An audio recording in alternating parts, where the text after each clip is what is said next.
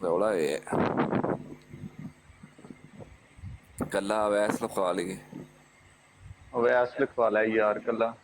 ਇੱਕ ਮਿੰਟ ਲਾਲਾ ਨੂੰ ਪੁੱਛ ਲਈਏ। ਲਾਲਾ ਲਿਖਵਾ ਦੱਸ ਲੈ, ਲਾਲਾ। ਮੈਂ ਟੁੱਟੀ ਹੋਈ ਲੈ ਕੇ ਆ ਗਈ।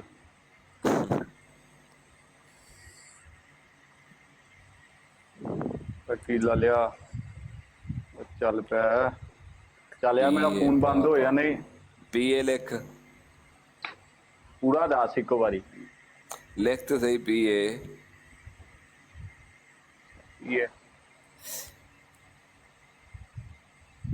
ਐ ਪੀ ਏ ਹਾਂ ਅੱਗੇ ਫਿਰ ਪੀਏ ਲਿਖ। ਨਹੀਂ ਐ ਨਹੀਂ ਮੈਂ ਲਿਖਣਾ। ਪਨਿਸ਼ਮੈਂਟ ਦੇ ਬੰਦਿਆਂ ਦੇ ਪੁੱਤਰਾਂ ਲਈ ਐ ਕੋਈ ਪਨਿਸ਼ਮੈਂਟ ਯਾਰ ਐ ਨਹੀਂ ਨਹੀਂ ਐ ਕੋਈ ਫਿਰ ਪੀਏ ਲਿਖਣਾ ਹੈ।